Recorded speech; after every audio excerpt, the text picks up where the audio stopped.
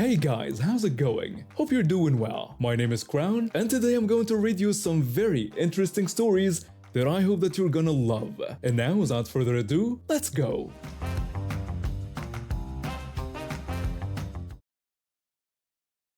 My fiance and I had spent over a year planning our perfect day. We'd saved every penny we could from our jobs at the local hospital where we both worked as nurses. Meeting during the pandemic while working in the intensive care unit had bonded us in ways we couldn't explain to others. After watching so much loss, we wanted our wedding to be a true celebration of life and love. We decided on a modest but elegant venue by the lake with just 80 of our closest friends and family. The guest list was carefully curated. We both came from large families but had limited space and budget. My aunt from my father's side hadn't made the cut.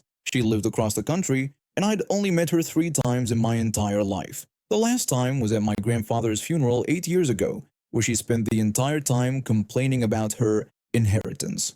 My mother had insisted we send her an announcement, but definitely not an invitation. She assured me that my aunt would never travel all this way, and explained that she was just the type of person who would get offended if she didn't receive any notification at all. The ceremony went perfectly. I walked down the aisle to our favorite song, we exchanged our handwritten vows, and there wasn't a dry eye in the house. When we moved to the reception hall, everything continued like a dream. The decorations were stunning, the band was playing our favorite songs, and our signature cocktails were flowing. That's when I noticed her. My aunt was standing in the doorway of the reception hall, wearing a floor-length white dress with sequins and what appeared to be a small tiara. She was carrying a large gift-wrapped box and looking around with obvious displeasure. I nudged my new husband and pointed out my aunt, explaining that she was the uninvited relative my mother often referred to as the nightmare. When he asked what she was doing here, I could only shrug in confusion. My husband squeezed my hand and quietly told me he'd handle the situation, but my mother had already spotted her and was heading over with a fixed smile. I watched as they exchanged what looked like tense pleasantries. My mother was gesturing to an empty table in the back, and my aunt was shaking her head vigorously. I decided to intervene before things escalated. As I approached, I could hear them arguing. My aunt was demanding to be seated at the head table because she was family. My mother was explaining that we hadn't been expecting her since she wasn't actually invited to the wedding. My aunt insisted that she had been invited because she received the announcement, but my mother clarified that an announcement wasn't the same as an invitation. I put on my best smile as I reached them and expressed surprise at seeing my aunt there. She responded that she couldn't possibly miss her only niece's wedding.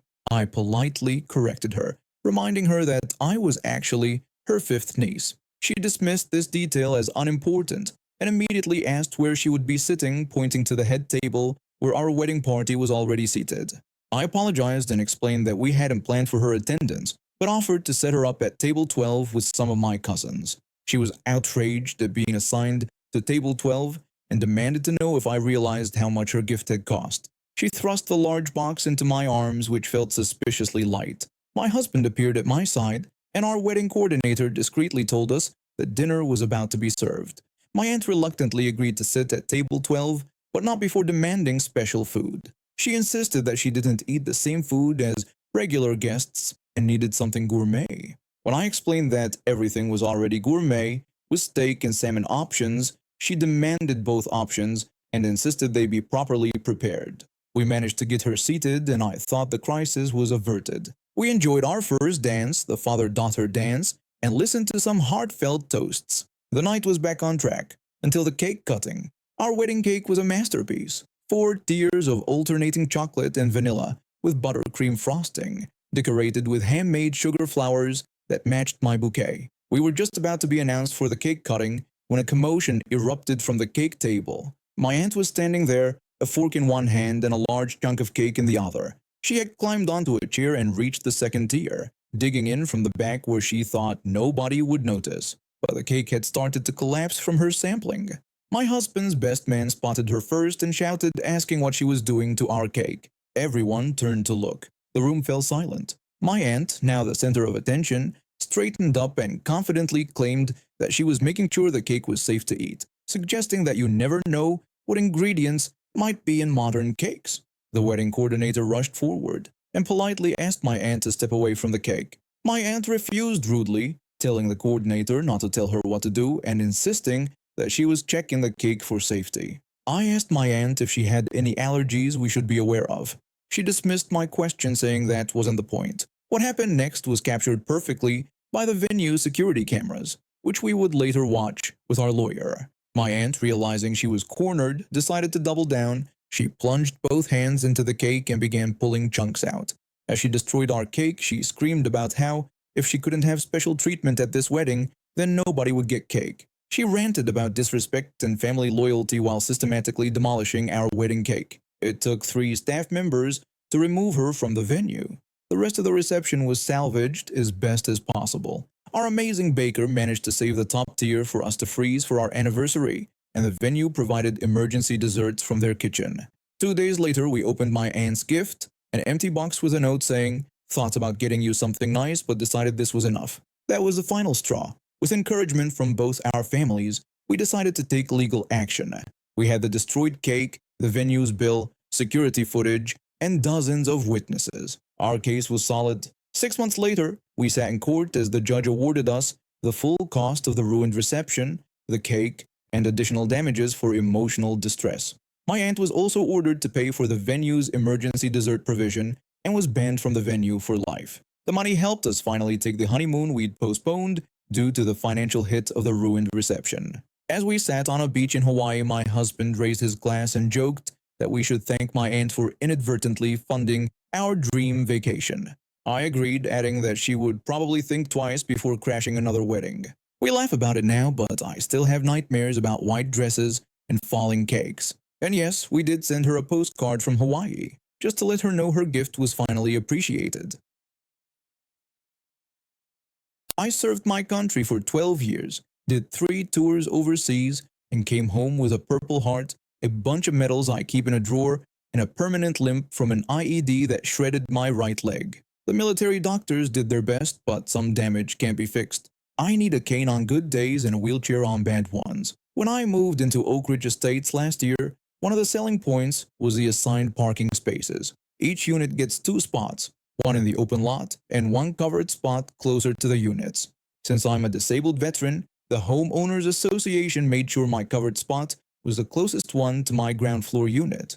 They even painted it with a blue wheelchair symbol and put up a reserved for Unit 103 sign. It seemed perfect. For the first 3 months, everything was fine. Then she moved in. The woman from Unit 211 rolled up in her shiny white SUV one day and parked right in my spot. I was coming back from physical therapy, one of my bad days with a wheelchair, and had to wheel myself from the visitor parking area at the far end of the complex. By the time I got to my door, I was exhausted and frustrated. The next morning, I left a polite note on her windshield. I wrote that she was parked in a reserved spot for a disabled resident and asked her to please use her assigned parking in the future. When I came home that evening, she was parked there again. This time, I decided to talk to her directly. I waited by my window until I saw her heading to her car, then went outside. I politely approached her and explained that I thought there had been a misunderstanding about the parking spots.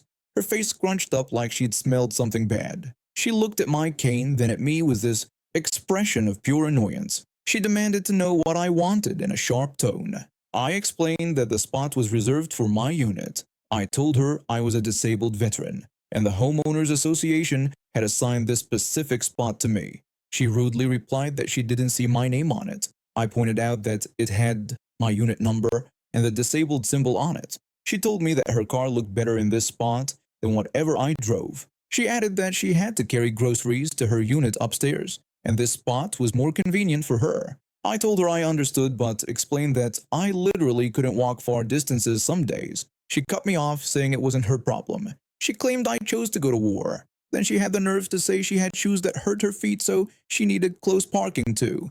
She got in her SUV and drove off, leaving me standing there, shocked at what I just heard. The next day, I contacted the Homeowners Association. They sent her a formal warning letter. It didn't help. She kept parking in my spot at least 3 times a week, always when I was out for medical appointments or physical therapy. I started taking photos and documenting every incident. The Homeowners Association sent her 2 more warning letters. Then they called her in for a meeting, which she skipped. They issued her a $100 fine. She paid it and kept parking in my spot. One evening, I caught her walk into her car again. I asked her politely to stop parking in my spot, mentioning that I'd asked nicely multiple times. She told me it was just a parking spot and that I shouldn't be so sensitive. She added that veterans think the whole world owes them something. I reminded her that the Homeowners Association assigned this spot to me because of my disability. She responded that she paid the same Homeowners Association fees as I did, so she should be able to park wherever she wanted. She also boasted that her car was worth 4 times what mine was and claimed it deserved a better spot. The harassment continued for weeks. On days she took my spot, I'd have to park far away and struggle to get to my unit. Twice I failed trying to manage the distance on bad paying days. Once a neighbor found me and helped me back to my feet. The breaking point came when the Homeowners Association president saw her screaming at me in the parking lot after I'd left another note. I hadn't even seen her coming. She yelled at me to stop leaving what she called pathetic notes on her windshield. She demanded to know who I thought I was. I replied that I thought I was the person assigned to that parking spot. She shouted that she was tired of my entitlement and threatened to file a harassment complaint against me. The Homeowners Association president had seen enough. The next week they voted unanimously to install a lockable parking barrier in my spot.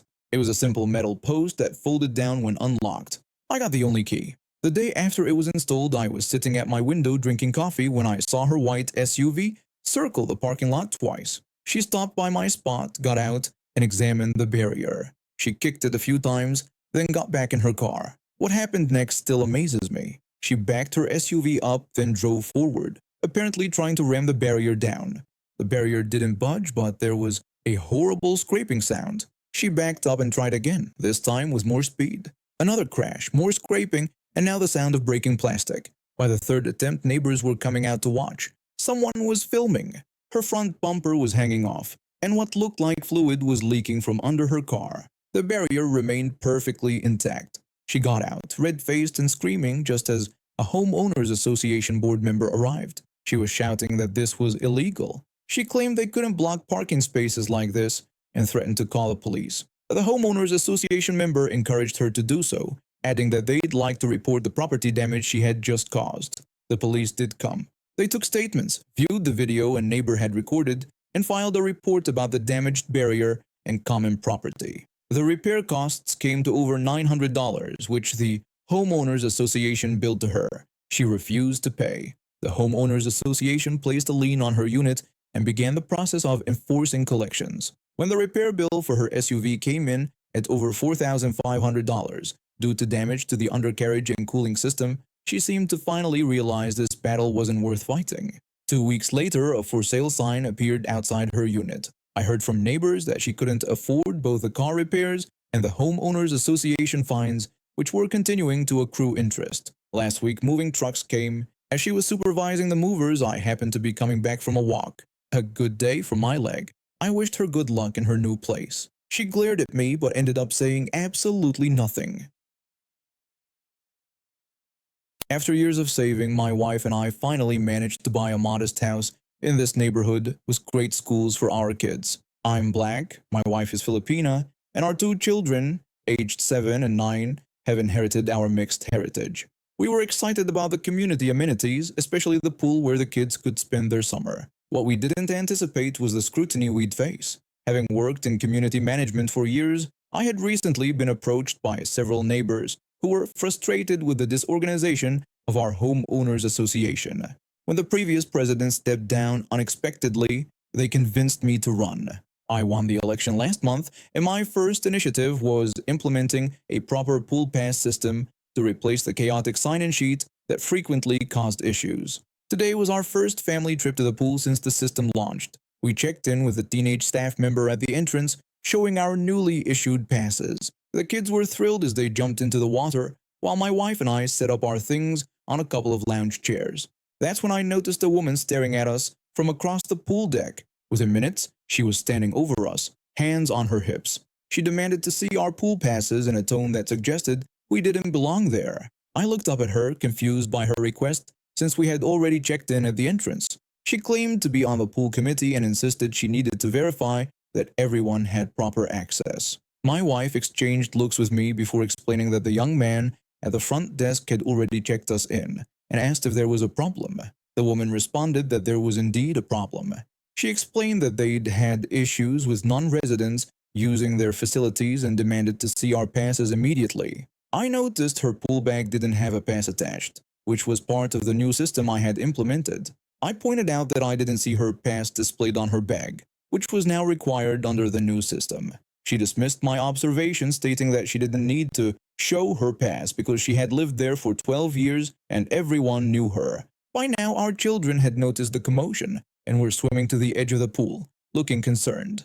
I told the woman that we were residents who had properly checked in and suggested that if she had concerns about the check-in process, she could speak with the staff or the Homeowners Association board. She responded by saying she knew everyone who lived in the neighborhood and had never seen us before. She demanded to know exactly where we lived. My wife told her we had moved in 3 months ago on Maple Street. The woman expressed surprise about that specific house, saying she thought a nice family had bought it.